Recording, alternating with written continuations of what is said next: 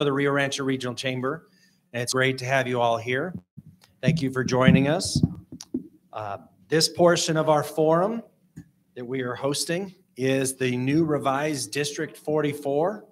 44 saw a number of revisions. It's an entirely different area than it was before. So during realignment, it was one of those that got completely realigned. So a little bit of overlap, but not a whole lot. So with that being said, we have District 44. We are here to hear what each candidate is about, why you're running, and what your plans are if you are elected. I'd like to introduce both of our candidates that are with us today. We have incumbent is Jane Powdrell-Culbert. And then we also have the challenger, Kathleen Cates. Thank you both for joining us today. That being said, I'd like to go ahead and start with the opening. You have 10 minutes and... we have 10 minutes? Did I say 10? Gosh, 2 minutes. Powdrell-Culbert, you're up first. 2 minutes. Sorry, we'll be here all night. I've been in a long time, but I don't know if I have 10 minutes worth, you know. I represented Jane Powdrell-Culbert. I represent old District 44. And I refer to my new district as 44.4. So I've been in the legislature now. This is my 19th year. And folks say, well, Jane, why do you keep on doing it? Well, I keep on doing it because I think I've made a difference. I don't think that there's much here in District 44 in your daily lives that I have not touched. If you came in on 528, I was involved and pushed very hard to work with Rio Rancho to get it repaved and to keep it in shape. I represent the old District 44. It was the town of Bernalillo, Rio Rancho, and a small part of Corrales. And so during my time, I've worked with probably about 16 different mayors when you add the 3 communities together. Each community is very different. And what I've done is learn how to work differently with each of the mayors, each of the councils in these communities, and my constituents. My constituents call me at all times of the night, you know, and I've been involved with constituents, not by my choice, but by their choice, because I've developed a career here as a state representative and working with these folks and working with them sincerely and helping them get things done, to help their families, to help with even funerals. You know, I've been involved with funerals that I didn't know the families, but they had the faith in me to say, Jane, can you help us? And so District 44, the old District 44, is, I think, a great district to represent. And representing this area for me has been like working with the group of friends. And we've got a lot of things done. It would take me all afternoon to tell you really what all I've been involved in. But I will tell you that there's nothing you can touch that I haven't been involved in here in District 44. Thank you. Okay, Ms. Cates. Hi, I'm Kathleen M. Cates, your candidate for the New Mexico House of Representatives, District 44. I'm a first-time candidate, but you may already know me. Maybe we've worked together raising funds for nursing scholarships in our Rotary, and maybe you know me for my monthly service work, packing, doing lots of projects like packing boxes for Blue Star Mothers or building the playground out at the domestic violence shelter, Haven House. My children are graduates from the Rio Rancho school system, so you may have worked with me flipping burgers at the football game or fundraising or organizing the many school activities and sports, marching band, drama club. I've spent my personal and professional life supporting our community, local businesses, public schools, and first responders. I've worked with elected officials and legislators for over 15 years to increase funding, accessibility, and employment opportunities for individuals with disabilities. I have successfully spearheaded laws and funding that the community, that support the community, this community, by working on both sides of the aisle. I am the oldest child of a hippie and a cop. I understand the fear of a young father trying to make it home safely at night from his dangerous shift. And my young mother made sure that all her children could navigate through cultural differences and not just accept, but appreciate the diversity in our country. Yes, my parents stayed married. And I tell you this story today because I want you to know that I was raised with passionate, complex ideals. I know how to listen. I know how to find the shared values in what may appear superficially to be a conflict. Let me advocate for you. Fight for the attention that the fastest growing county in New Mexico deserves. And my name is Kathleen M. Cates. Vote for me to represent you at the Roundhouse. Thank you, Ms. Cates. All right, so you get our first question of the evening. So when it comes to New Mexico, we are ranked 51st in education behind every state now, including Washington, D.C. Teacher wages, but yet we still are failing our kids at education. What are your thoughts if you were elected to the legislature on how we can fix education in travels miles and inches. We increased funding last year, which means it occurred in July. It is now September. You're not going to see education change in such a short period of time. Know that education is a very important and difficult thing for our state. We have large rural areas. We have multiple languages. We have a wide variety of cultures, English second language. We have a very complex situation. I do think that our path of investing in more of the higher education, which we're doing, I like the idea of us investing into trade as well. Having child care, early childhood amendment that's coming up, I will be voting for that. These are investments and bringing all the different diversity in rural areas to talk about what are the educational needs.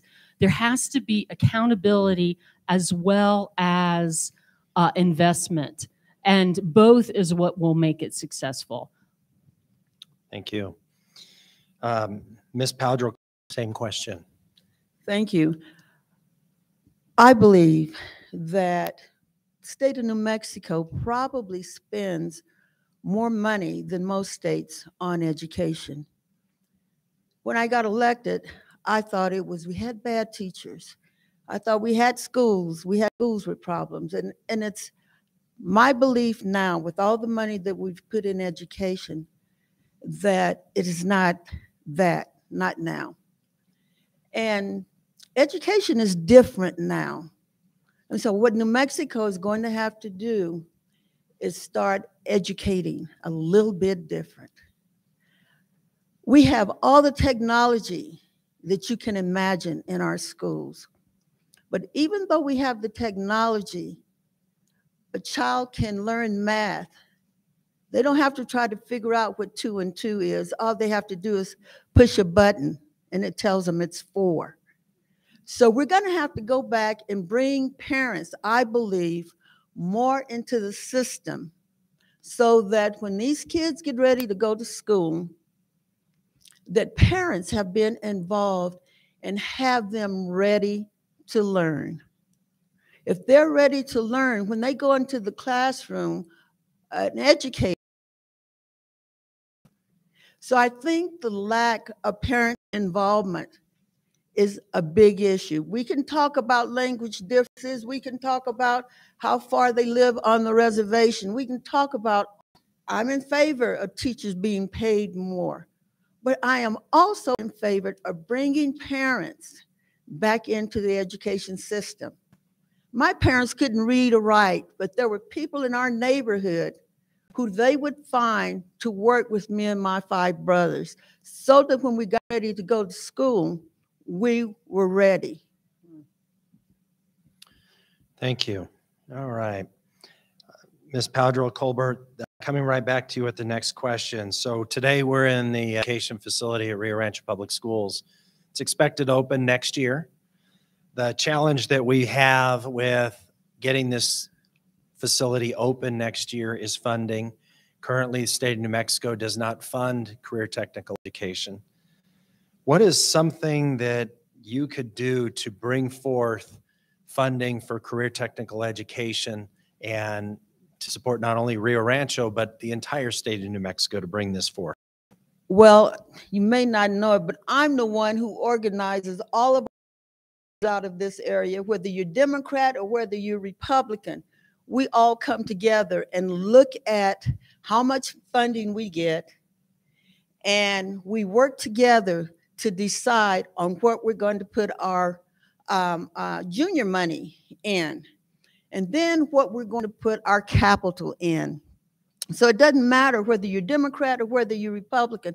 If you live in this area, we sit down and say, okay, this is going to be $1,000,010. How do we come up with that $1,010,010? Each one of us will put a share of our capital outlay into projects in this region. And so I think we will continue to do that. And we can put in legislation to ask for special funding. We have a lot of ARPA money as a result of COVID. We can bring some of that money back here for Career Technical Institute. I was just down in Hobbs, and yeah, they've got the oil and gas down in that area, but the businesses got very involved to help develop and get the seed money for their career program. It's located on the high school campus, and it was quite something to watch those kids come from their regular classes to the facility and go into their special classes. I think we can do the same thing in this area. The program is fantastic. And we can, as the state of New Mexico, request as legislators funding to put into these programs. I've put funding since I've been in the legislature in the STEM programs, the local robotics program, and one that I have at the University of New Mexico. Thank you. Thank you. Ms. Cates, the same question around career technical education and funding in the legislature. All right, thank you so much. I am so proud of this endeavor for Sandoval County. I mean, this is an exciting beacon for our area, and it is in District 44. So it's just not a part of other, it is in our district. So I'm especially excited about that. We don't have a hard budget for it, but it's approximately about $38 million. I think small donations, all donations are appreciated, but we need a real investment. And so going to the governor, working at the budget level so that the budget is introduced early on for this investment. Trades are a path out of poverty. Trades are a path out of poverty. We could not say that enough. And it is not just our typical trades, which are fabulous: welding, plumbing, HVAC, electrical, but this school is innovative. It understands that we need trades in the film industry because we have a film expansion in this state. We could also look at trades, technical programs in the medical field as well. There's a lot of opportunity here. As a public school system, our state is investing. I would do everything in my power, if I was your representative, to work with the governor to make sure that this school was getting attention in our annual budget. Thank you. Thank you. Ms. Cates, the labor force rate in New Mexico is 56%, so that's a little better than 1 out of 2 residents aged 18 to 65 are working in the state currently. That's ranked 49th in the nation. The only state that's behind us is Mississippi. Being said, states around us are at least 10 points higher. What will you propose if you are elected to bring people back to work in New Mexico? So background in nonprofit is workforce development. And also personally skeptically look at all statistics because we know what statistics can be wavered. But this links in with our economic development. Currently, there are fewer choices, investing in trades, putting in the infrastructure we need in Sandoval County in roads, expanding our broadband so that we can bring in businesses that are not water-based. There are an enormous opportunities to run medical provider programs here. Many individuals, I mean, we live in the most beautiful place in the state and maybe in the country, and people are going to want to live here. So we need to be able to give them the infrastructure so that they can, and the education so that they can be able to go back to work. I also think that many of those individuals that are not being counted as working, they are working in a non-typical job. They are generating income in a non-typical, and so why is that? What can we do to make sure that they understand that position that pays their taxes and has a career path is going to actually be better and more stabilizing to their family than the current positions that they're taking now. I also would be remiss if I don't always say, diversify your workforce. People need to be employing more people with disabilities. People with all abilities are able to be able to help you in that workplace, and there is lots of structure in our state to help you be able to do that. So think outside the box. They're not all They don't all come in the packages of a teenager. Thank you, Ms. Cates. Powdrell-Culbert, same question. Would you repeat the question? The question was the labor force rate in New Mexico is 56.5%. 1 out of 2 working age residents in New Mexico is currently working. What is it, if you're in the legislature, what is it that you could do and the legislature could do to bring people back to work in New Mexico? I'm a big believer in apprenticeship. And I said earlier that we have an environment now where people learn differently. And so many of the companies all over this area, you see Help Wanted. Help Wanted is $16 an hour is a great start. But we've got to figure out a way to get them in. I don't think, quite honestly, as a legislator, I don't think that there's a way that we can go out and round up people and tell them you got to go to work. You have got to create an environment so that, number one, part of it, we're there. They're making $16, $17 an hour at McDonald's. McDonald's, for example, has an Under the Arches program where if you work there, they will send you to school. We have all, as a legislature, put information out by working with workforce development and in the labor department on taking information into schools so we can get kids interested in going to work at a certain age.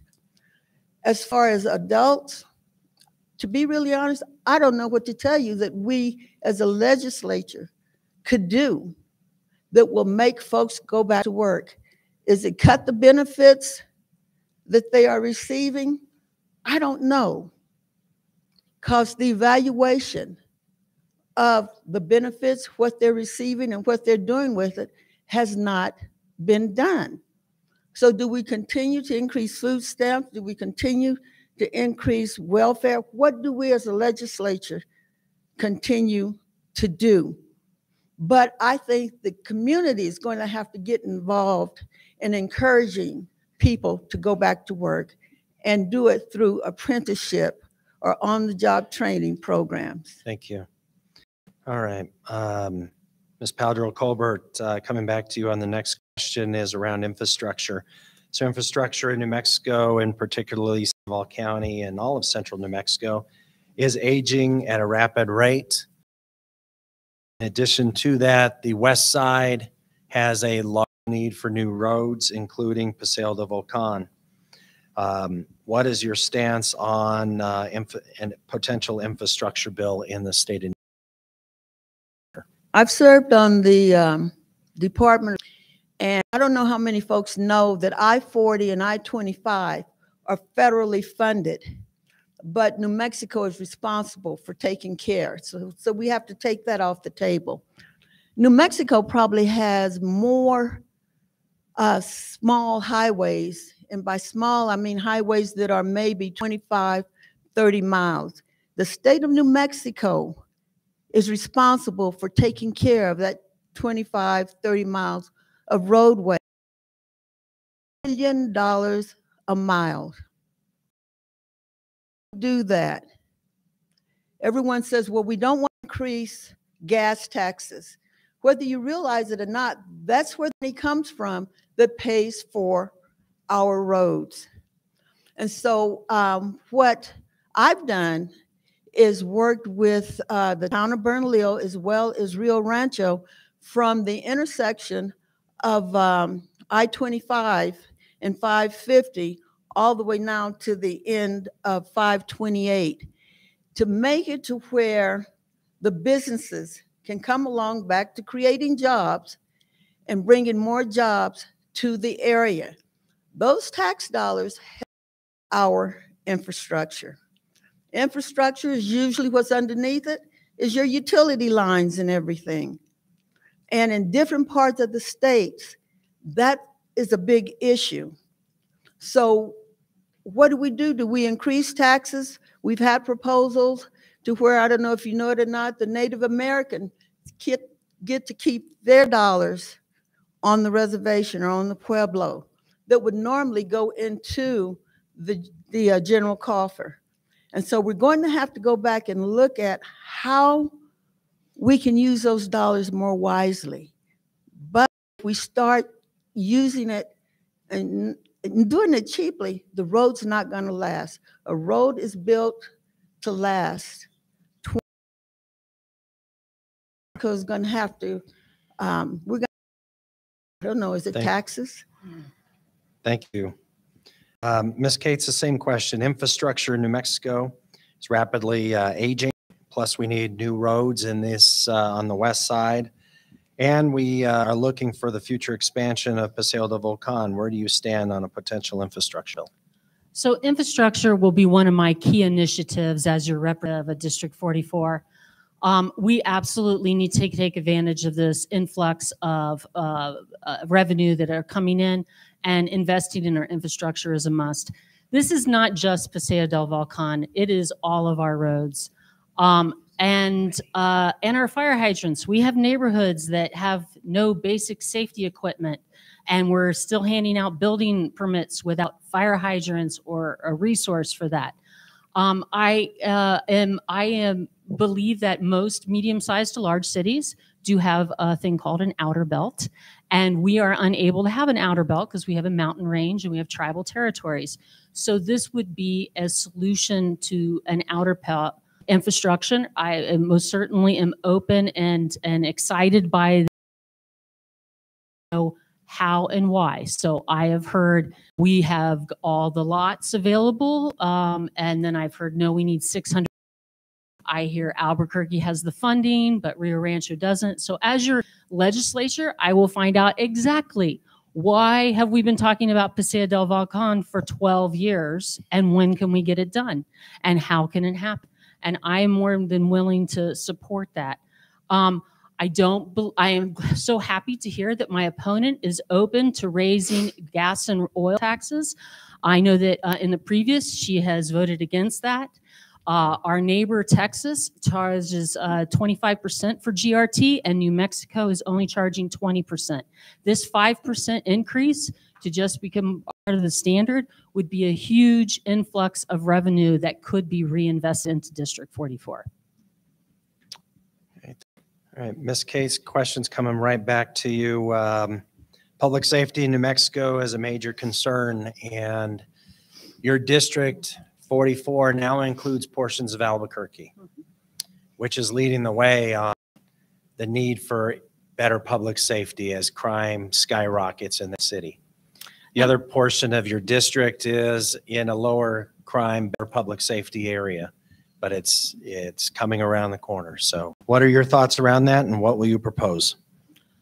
Well, I have many clients that come from out of state as a realtor, and I tell them, you have to be mindful of crime no matter where you live. There is no place that you should not be mindful of crime and be aware of it.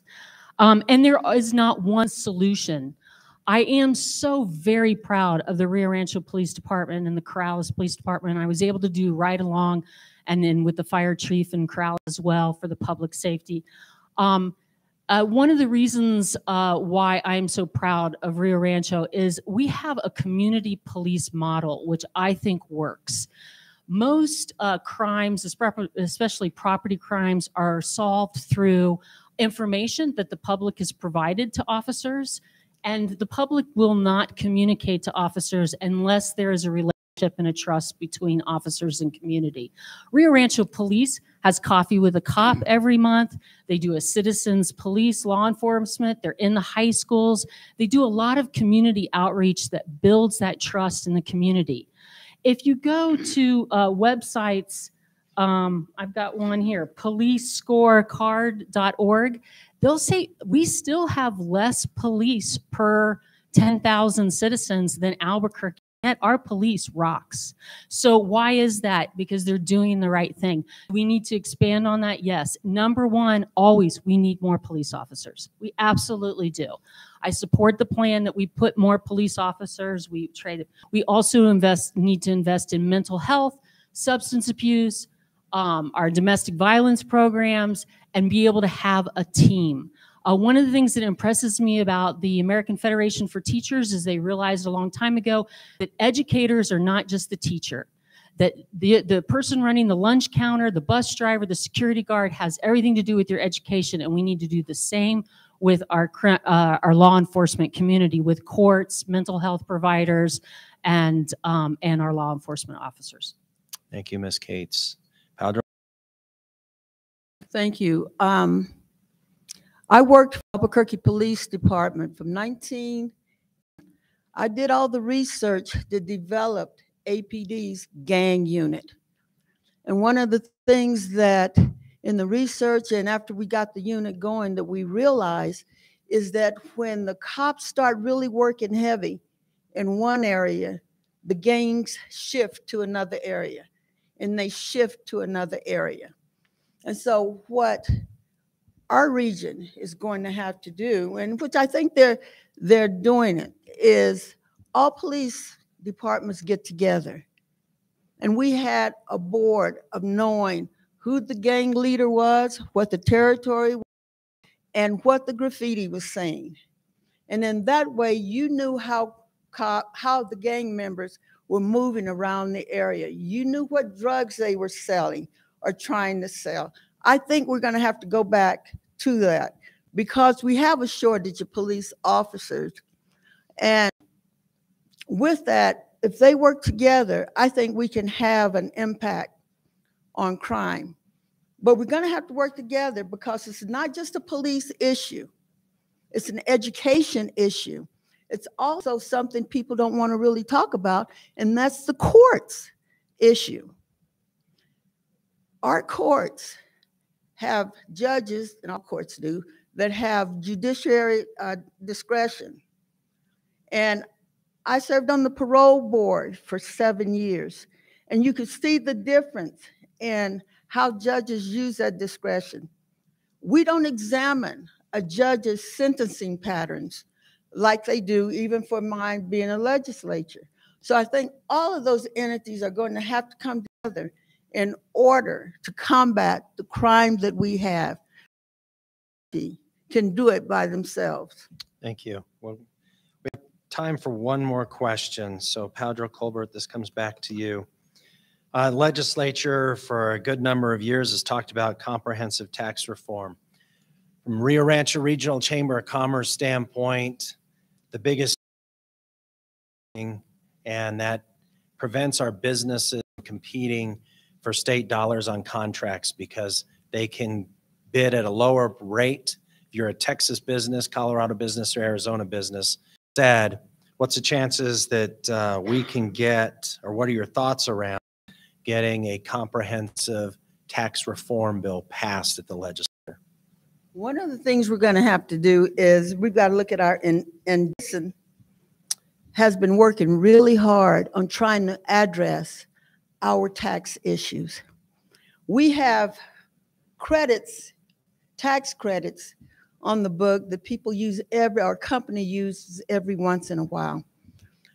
We are going to have to, and we've been working at it, on looking at our entire tax structure to eliminate as many of those taxes that we can, because they're not all being utilized.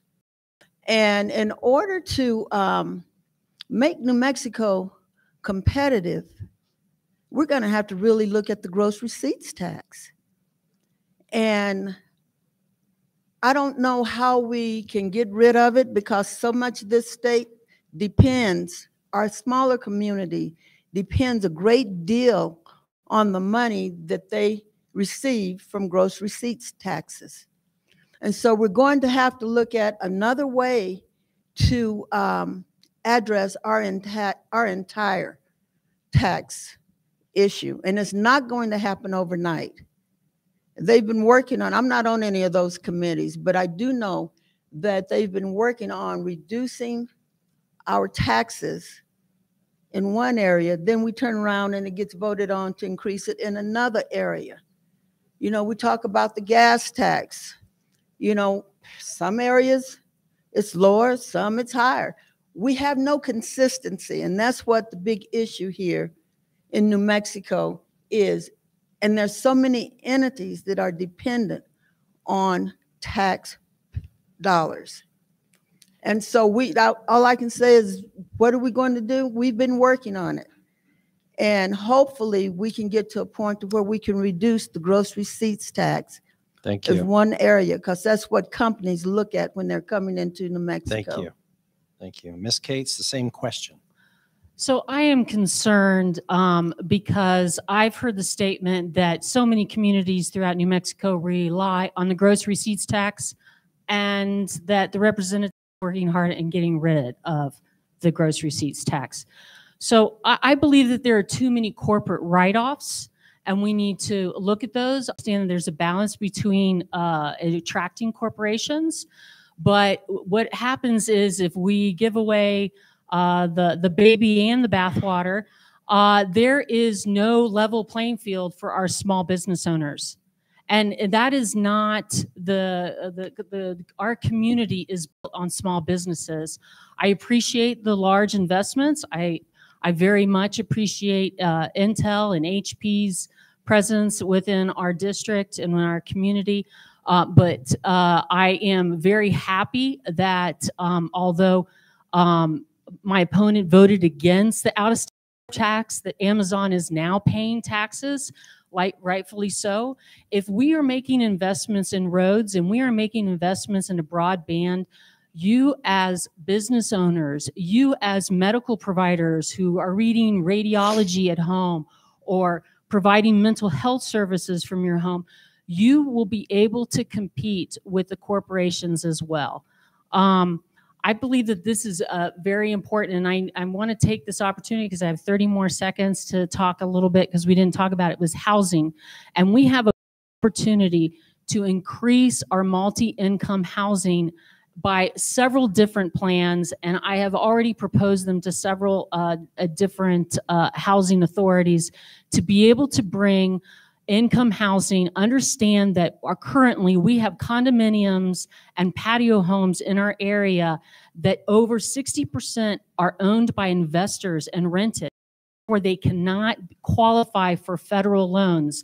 And our low income are fixed rates and first-time fixed income and first-time home buyers who need federal loans. Thank you. Thank you. Ms. Cates, 1 minute for your closing. Okay. Hi, my name is Kathleen Cates. You know me. You do know me. No one works harder. I will be accessible You've seen me on social media. You see me at the grocery store, the chamber events. You know my kids. And I will be accessible. I've been knocking at your doors. I've been handing you my phone number, my email, my website. I want to make sure that you have representation. Representation of what you want. Do I have a lot of ideas and experience to be able to bring them in? Yes, but I have learned so much from you. Knocking on your door, finding out what are your concerns. What do I need to look at that I had not concerned? My opponent talked about the diversity in the ways our district is laid out. We have all of Corrales 1 and 2, Corrales Heights, the Sur, and north of Paseo del Norte. And so we want to be able to learn about you. Thank you, Ms. Cates. Powdrell-Culbert, your closing 1 minute. Made Mexican. My parents came here in 1938. So I grew up learning in New Mexico. I grew up working for the city of Albuquerque's Parks and Recreation Department. I grew up working with developing daycare centers. I know New Mexico. And during my tenure, I don't think you will find anyone who asked me to do or to work with them that I didn't either get it done or made a strong effort to get it done. You'll find that I have worked across the aisle with other legislators throughout this region and throughout this state. I am a product of New Mexico. I don't mind working hard. I've knocked on countless doors. And like I said earlier, I've worked with numerous mayors. They weren't always easy to work with. And now we do have a new area. We have the, oh, is my minute over? Yeah, your minute's over. I'm just getting started. I need your vote and I want your vote. Thank you. For District 44, Jane Powdrell-Culbert and Kathleen Cates, thank you so much for being here And today. thank you to the chamber for this opportunity.